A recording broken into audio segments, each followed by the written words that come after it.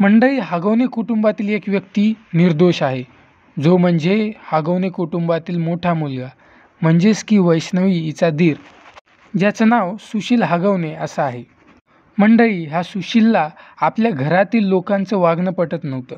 आपली बहीण, भाऊ तसेच आपले वडील आणि आई जो ह्या दोन्ही सुनेंवर अत्याचार करत होते ते त्यांना पटत नव्हता.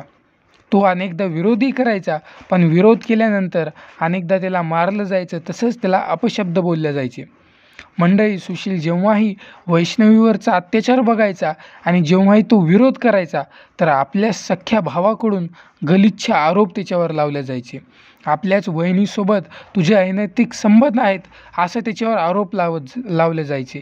मंडळी, आपणच विचार करा, आपल्या सख्ख्या भावाकडून जर का आपल्या अशा प्रकारचे गलिच्छ आरोप लागत असतील तर त्याच्या मनाला कसं वाटलं असेल.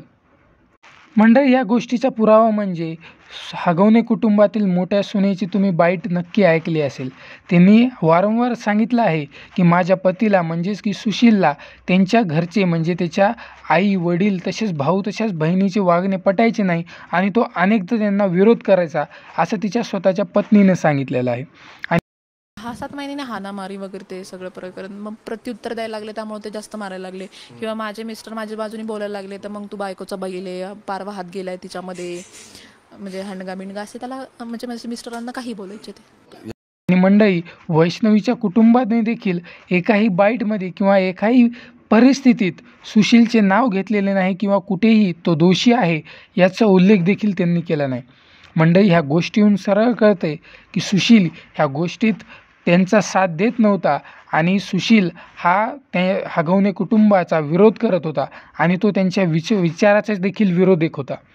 पण मंडळी, ह्या सर्वांच्या कर्मामुळे त्याला देखील जेलमध्ये जावं लागलं आणि आपल्या भाऊ बहीण तसंच आईवडिलामुळे त्याला देखील त्रास सहन करावा लागतो. पण मंडळी, कोर्ट त्याच्याबद्दल काय निर्णय घेईल, तसेच अधिकारी तसेच पोलीस त्याच्यासोबत काय वागणूक करताल हे आपल्याला माहीत नाही.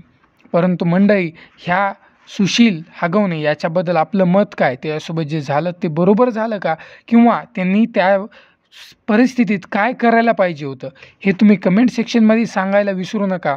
व चॅनल आवडल्यास चॅनलला सबस्क्राईब करा व व्हिडिओला लाईक करा. आजसाठी एवढेच. जय हिंद, जय महाराष्ट्र.